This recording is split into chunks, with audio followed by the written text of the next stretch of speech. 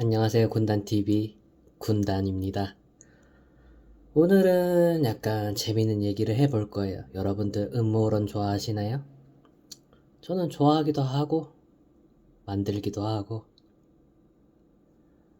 음모론일 수도 있고 음모론이 아닐 수도 있는데, 지금 많은 사람들이 미국이 더 이상 금리를 올리지 못할 것이다, 혹은 이제 금리 올리는 속도를 둔화할 것이다, 혹은 경기 침체 우려로 인하할 것이다 라고 생각을 하고 있잖아요. 저는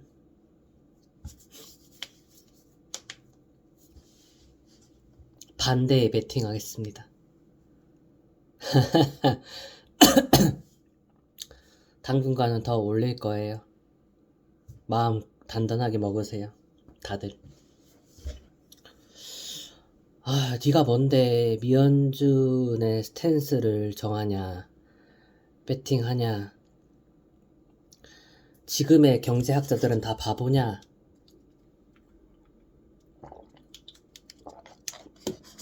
수많은 유튜버들이 이제 금리 더 올리기 힘들 거라고 하는데, 넌 뭐냐, 도라이냐, 이렇게 의문을 가지실 수 있는데, 네, 전 또라이가 맞습니다. 엄청난 비밀을 알려드렸네요. 한 가지 재밌는, 지금부터 하는 얘기는 그냥 제 의견이에요. 가설을 하나 세워볼게요.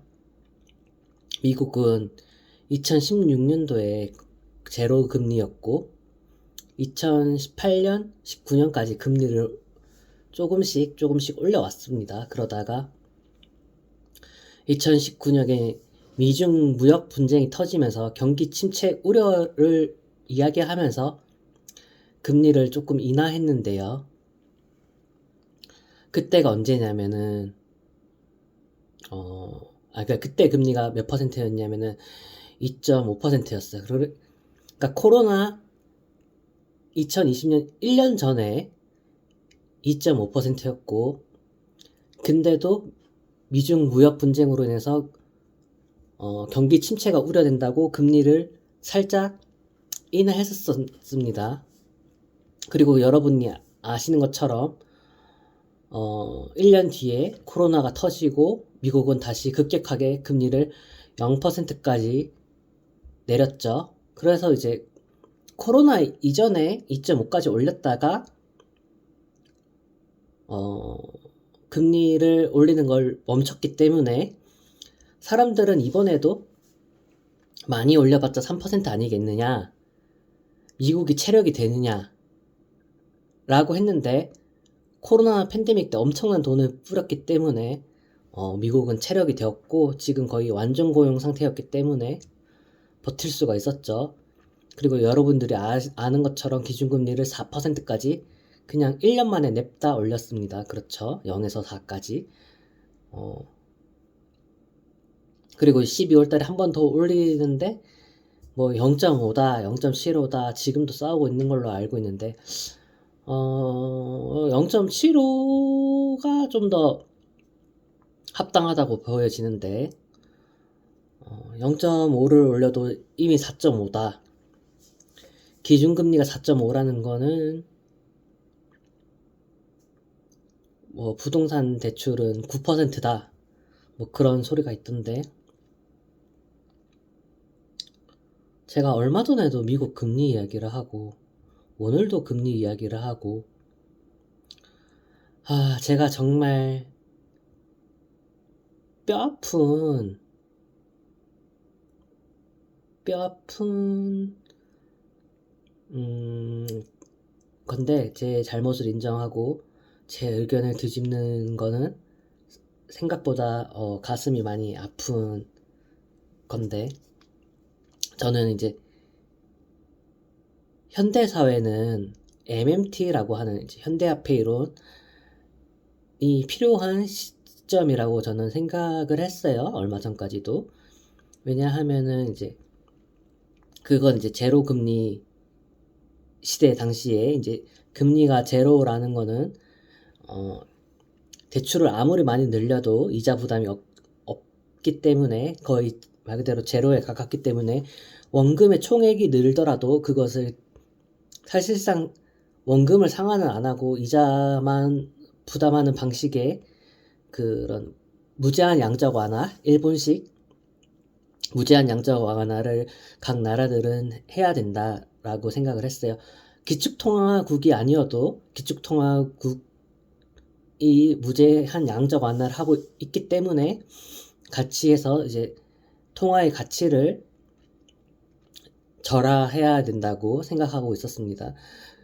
여러 가지 이유가 있지만 사실은 이제 여러분들은 4차 산업혁명을 이야기하지만 사실은 독일이나 이런 유럽의 선진국에서는 이제 6차 산업혁명이라고 부르는 스마트 팩토리 시대가 이제 오고 있고, 예를 들면 아디다스 공장에서 600명이 근무를 했는데 599명을 해고하고 한 명의 로봇 관리자와 한 명의 로봇이 600명치 신발을 생산하는 스토리, 이런 거는 다들 2018년, 19년쯤에 많이 들었던 이야기일 거예요.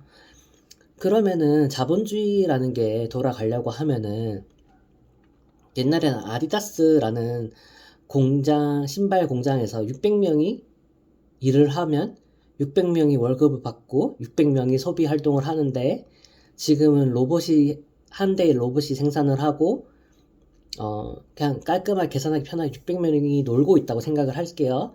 그러면은 소비가 이루어지지 않고, 그러면은 로봇 한 대가 600명치의 신발을 생산을 했는데 팔리지가 않겠죠.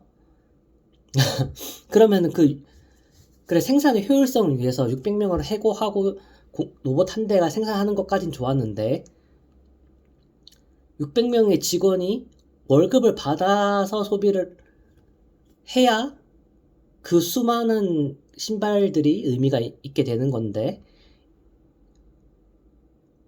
점점 이제 인공지능과 로봇이 인간의 일자리를 대체하고, 지금도 이제 식당에 가면은 사람이 주문을 받는 게 아니고 키오스크로 대체가 되고 있죠. 그러면 한 명의 소비가 줄어드는 역할을 한 건데, 나중에는 조리도 로봇이 하고 주문도 키오스크 받고 서빙도 로봇이 하고, 그런 시대가 정착이 됐다고 했을 때 앞으로 10년 안에 벌어질 일들이라고 저는 생각을 하거든요. 만약 그렇게 됐을 때 그러면 이제 소비 주체가 사라지는 현상이 벌어지잖아요. 그럼 로봇은 인간보다 빠른 시간에 더 많은 재화를 만들어낼 수가 있는데, 문제는 더 소수의 인원이 더 많은 재화를 만드는데 더 많은 재화를 소비할 소비자들은 더 빠른 속도로 감소한다는 거예요. 그러면 어떻게 해요? 그 사람들이 소비할 수 있는 돈을 누군가가 줘야 되는 거죠. 그거를 이제 국가가 재정 정책을 통해서 이제 흔히 말하는 이제 기본 월급 같은 제도를 통해서 개인의 손에 돈을 쥐어줘야 소비가 이루어지고, 그런 기업들은 그 소비에 맞는 생산성을 계속 유지할 필요가 있는 거고, 로봇가 소비를 하지 않으니까요. 그렇다고 로봇가 개발이 됐는데 로봇을 안 쓰고 600명을 고용해서 신발을 만들어라 라고, 구시대적인 방식으로 신발을 만들어라 라고 국가가 기업을 강제할 수 없지 않습니까? 인건비 차이가 엄청나고, 그렇다고 해서 이제 600명을 고용한 것만큼의 세금 혜택을 줄 것도 아니고, 뭐 세금 혜택을 준다고 하면 이제 부자 감세 논란으로 인해서 또 데모가 일어나지 않겠습니까? 그러니까 이제 그 케인즈가 100년 전에 했던 것처럼 인간은 점점 노동 시간이 감소하고, 인간이 노동 시간이 감소한 만큼 그 필요한, 우리 삶에 필요한 니즈에 해당되는 재화들은 로봇가 생산을 하게 되고, 그럼 인간들은 수입이 없어지는데 그 수입을 정부가 이제 재정 지출을 통해서 이제 소비를 계속 할 수 있게 해주고, 그러면 인간들은 이제 주 20시간, 뭐 주 10시간 이렇게 작은 노동을 하고도 옛날의 그런 소비 패턴을 유지할 수 있게 되는 거겠죠. 이제 그래서 점점 이제 인간은 점점 기술이 발달함에 따라서 노동으로부터 해방될 것이다 라는 게 이제 그 당시 영국의 경제학자 케인즈의 이제 이론이었고, 만약에 그렇게만 된다면 정말 유토피아가 오는 거겠죠. 근데 그렇죠. 기업들은 자신들이 소비자 600명을 해고했지만 그럼에도 자기들 물건을 끊임없이 팔리길 원할 거고, 서로 그럼에도 계속 경쟁하기를 원할 거니까 나중에는 이제 기업들이 나서서 이런 기본 월급 시스템을 지원해 줄 거라는 게 경제학자들의 생각이었어요. 왜냐하면은 그렇죠. 가진 사람은 더 가지길 원하고, 모든 게 자동화가 된 미래의 세상에도 기업들 간의 경쟁을 통해서 물건들은 더 싸고 많이 생산될 거라고 생각을 했어요. 이제 이런 거를 이제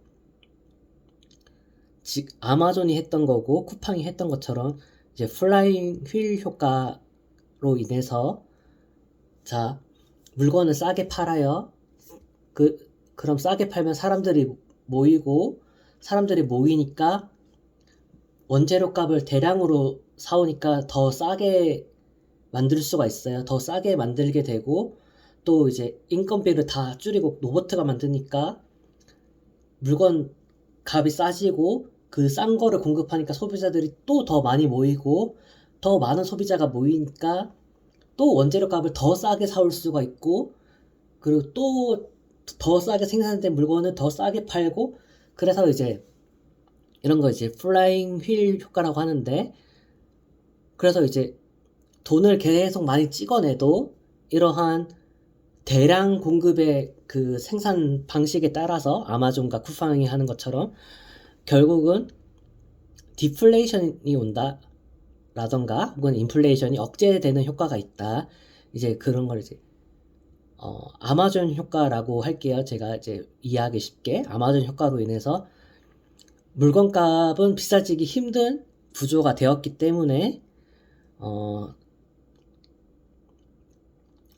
세계에서 중앙은행들이 돈을 마구 찍어내도 물가가 상승하지 않는다라는 게 이제 MMT 이론이에요. 그런데 이제 그 MMT의 가장 큰 단점은 아까도 말했듯이 이자 부담이 없는 제로 금리일 때 이제 할 수 있는 거고, 그런 이론들이, 말도 안 되는 이론이 지지를 받았던 이유는 아까도 말했듯이 이제 점점 6차 산업혁명이 현실로 다가오고, 이제 스마트 팩토리, 스마트 서비스 시대가 우리 앞에 오고 있죠. 이제는 단순히 공장뿐만 아니라 음식 주문을 받고 서빙하고 요리하는 이런 서비스 분야에도 로봇들이 진출하게 되면서 그들이 진출을 해서 음식을 만들었는데 그걸 사 먹을 수 있는 돈을 가진 사람 아무도 없으면은 그 수많은 로봇들이 이제 의미가 없잖아요. 그러니까 그런 거를 이제 특이점이 온다고 하는데, 그 특이점을 해결할 방법으로 그 로봇들이 생산하는 서비스와 재화들을 이제 소비할 수 있는 돈을 이제 국가가 중앙은행을 통해서 찍어서, 그러니까 채권을 발행해서 사람들한테 이제 뿌려주는, 재정 정책으로 뿌려주는 형식을 이제 생각했던 것 같아요. 이제 그런 게 어떻게 보면 자본주의의 심장은 소비거든요. 소비가 멈추면 자본주의의 심장이 멈춘 거란 말이에요. 그래서 이제 미국은 계속 무역 적자가 남에도 엄청난 소비라는 소비 국가로서 존재를 하고 있었고, 지금은 믿기 힘들겠지만 당시만 해도 서로 자기 나라 통화가 약세이길 원했던 시절이 있었어요. 통화가 약세여야 물건값을 좀 더 싸게 팔 수 있고, 그래야 시장에서 경쟁력이 있으니까요. 서로 앞다투어서. 근데 지금처럼 공급만 이슈라고 하지만 물건값이 많이 오르고 나니까 반대가 됐죠. 서로 자기네 통화가 강세이길 원하고, 미국은 이제 자기네 통화를 강세화해서 수입 물건값을 낮추고 자신의 나라의 인플레이션을 해외에 수출하려고 금리를 가파르게 올린다고 제가 이야기했었어요. 그쵸? 그런데 미국은 어쨌든 그럼 이제 물가가 다시 이제 잡히면은 지금 이제 뭐 CPI 지표나 이런 게 안정적으로 다시 돌아서고 이제 물가의 상승률이 떨어지고 있으니까 금리 올리는 거 뭐 동결하거나 혹은 다시 인하할 수도 있지 않을까 이런 상상들을 많이 하시는 것 같은데 옛날이었으면 그렇게 했을 것 같아요. 저도 금리를 미국이 3%, 3.5% 이상 못 올린다고 했던 가장 큰 이유가 미국의 막대한 그 부채, 아까도 말했듯이 그런 무제한 양적 완화를 통한 어마어마한 돈을 지금 시장에 뿌렸거든요. 그 채권의 이자 부담 때문에라도 금리 인상을 못할 거라고 생각을 했어요. 얼만큼의 돈을 뿌렸냐면은 2008년에 이제 리만 브라더스 금융 위기 때 뿌린 돈은 용돈 준 수준으로 느껴질 만큼 코로나를 극복하기 위해서 예를 들면 한 100만 원 정도를 뿌려야 될 걸 거의 400만 원을 뿌렸다, 4배 정도를 뿌렸다고 생각하시면 돼요. 그러니까 진짜 헬리콥터 머니처럼 레이 달리오가 말한 것처럼 진짜 전 세계 달러가 흘러 넘칠 때까지 뿌렸었어요. 이제 그걸 다시 이제 회수하겠다고 하고 있는 건데 그러면은 근데 2008년 때 뿌린 돈도 회수를 다 못한 시점에서 팬데믹이 오고 2008년 때 뿌린 돈은 용돈 준 수준으로 막대한 돈을 뿌렸다고 했어요. 근데 여러분들은 왜 지금도 가난하게 살고 있냐 하면은 지금은 이제 이런 말 많이 들어보셨죠? 1%의 부자가 돈의 99%를 차지하고 있고 나머지 99% 인간은 나머지 1%의 돈 가지고 서로 싸우고 있다고. 그렇기 때문에 그렇게 많은 돈을 찍고 뿌렸는데도 99%에 해당되는 나와 여러분들은 돈이 없었고 인플레이션이 일어나지 않았던 거예요. 왜냐면은 그렇게 많은 돈이 우리 호주머니에 들어와서 소비를 했어야 물건값이 오르고 인플레이션이 발생하는 건데 그동안은 돈을 아무리 많이 찍어도 부자들 금고에만 들어가 있고 나머지 99%들은 그 돈을 구경도 못 해봤기 때문에 인플레이션이 일어나지 않았던 거고 그리고 이제 인플레이션 측정할 때 집 가격을 의도적으로 뺐기 때문에 눈속임이 있었어요. 사실은 집 가격을 포함시켜서 집도 물건이니까 인플레이션 퍼센트를 측정했으면은 자산 가격에 버블이 끼던 당시에 인플레이션이 굉장히 높게 나왔다고 느꼈을 텐데 각 국가들은 대부분의 국가들은 집 가격을 인플레이션 측정하는 지표에서 의도적으로 빼고 있어요. 그렇기 때문에 여러분들은 계속 이제 돈을 이렇게 많이 풀어도 인플레이션은 일어나지 않는 거구나 라고 이제 세뇌를 당하면서 살아오고 있었습니다. 그런데 이제 결국은 자산 가격이 이제 말도 안 되게 폭등을 하고 이제 나나 여러분들이 이제 주식 투자라는 거를 알게 되면서 저는 뭐 2008년부터 하긴 했지만 어쨌든 자산의 그 버블의 수학을 따가는 방법을 알게 됐어요. 그러자 이제 사람들이 소비를 줄이고 자산 버블을 점점 더 키우는 쪽으로 돈을 쓰다 보니까 연준은 위기를 느낀 거죠. 그래서 내가 하고 싶은 말이 뭐냐고 하면은 연준은 어쩌면 물가를 잡는다는 건 핑계고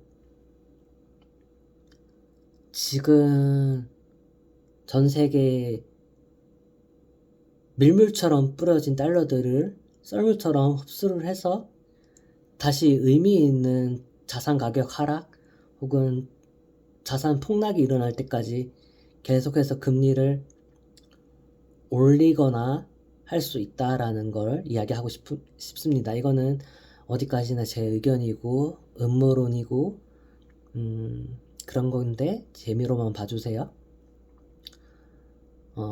왜 이런 생각을 하냐면 어쨌든 저가 생각하는 거를 저 높은 위치에 있는 사람들도 알고 MMT는 실패한 이론이구나. 언젠가는 금리를 올릴 수밖에 없는 거고 아까도 말했듯이 MMT의 전제 조건은 제로 금리라고 했고 이 이상 돈을 풀다가 원금 더 이상 감당할 수 없는 원금이 됐을 때는 더 이상 양적 완화를 할 수가 없게 되고 금리는 이미 마이너스고 더 이상 원금을 늘릴 수 없는 그 시점이 오면 대공황을 직격으로 맞게 되겠죠. 그렇기 때문에 이제 정책 실패를 인정을 하고 금리를 인상을 해서 이제 다시 자금을 해소하고 있는 건데 제가 이제 영상 처음에 말을 했잖아요. 2008년에 푼 돈도 아직 다 회수를 못했는데 그때 몇 배나 되는 돈을 지금 풀었다고. 그런데 서민들의 삶은 그때보다 몇 배나 더 잘 살고 있지 않다고. 즉 지금 부자들의 자산 배때기만 엄청 불려놓은 상황이란 말이에요.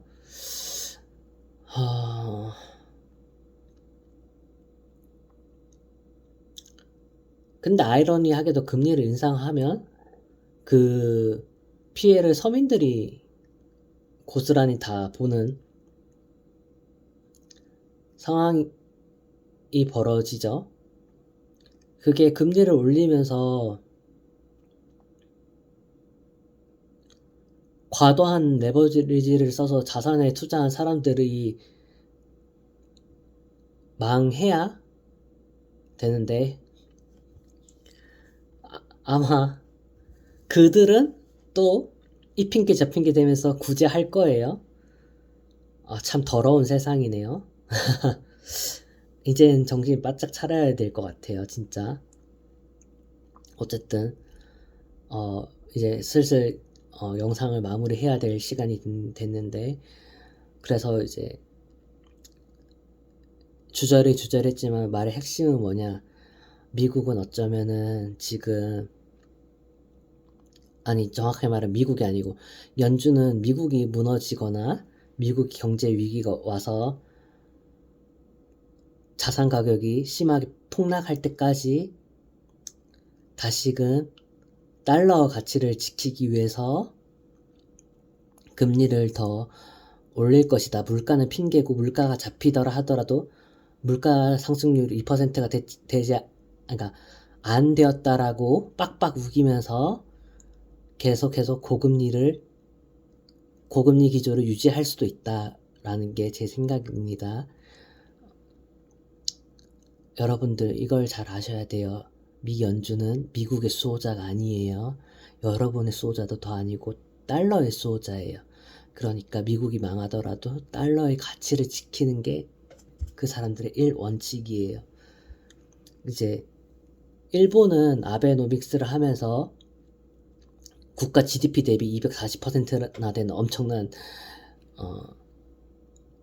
부채를 지게 되었는데도 물가가 30년이 넘게 인플레이션이 오지 않아서 잃어버린 30년이다 이런 이야기가 나오면서 굉장히 인플레이션을 일으키려고 고생했던 나라인데 이제 그것 때문에도 지금 이 순간에도 많은 학자들이 싸우고 있어요. 만약에 이게 정말 공급망 이슈 때문에 일어난 인플레이션이면 러시아랑 우크라이나가 전쟁을 멈추고 공급망 문제가 해결이 되면은 그 파월이 작년에 얘기했던 것처럼 인플레이션은 일시적이다 이 말 진짜 지겹게 들었잖아요. 정말 일시적이었던 거고 그렇다고 한다면 다시금 양적 완화 스탠스 금리를 인하하고 다시 제로 금리 상태로 가면서 재정 정책을 펴도 되는 거 아니냐라고 지금도 싸우고 있는 것 같은데,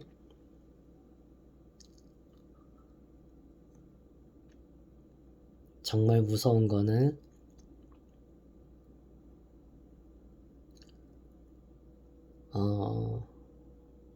어쩌면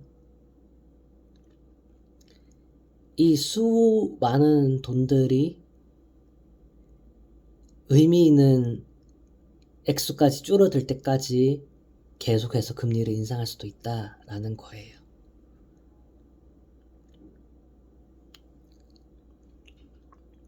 이런 얘기 딴 데 가서 하면 미친놈 소리 들을 수 있으니까 수많은 경제 전문학자들이 이제 미국 금리 더 못 올린대 라고 얘기하는데, 야, 아니야. 미국은 물가 잡는 건 쇼고 사실은 푼 돈을 다시 회수해서 의미 있는 자산 가격의 하락이 눈에 보일 때까지 금리를 올릴 거야, 이런 말을 하면 김치 싸다고 맞을 수도 있으니까 그냥 히어링 듣기만 하고 그냥 인지만 하고 계세요. 인지만 하고 있는 것만으로도 일단 제 방송을 보는 사람들은 대비를 할 수 있겠죠. 대비를 해놓는다고 해서 손해 볼 건 없지만 딴 사람들한테 얘기는 하지 마세요. 알겠죠? 유바.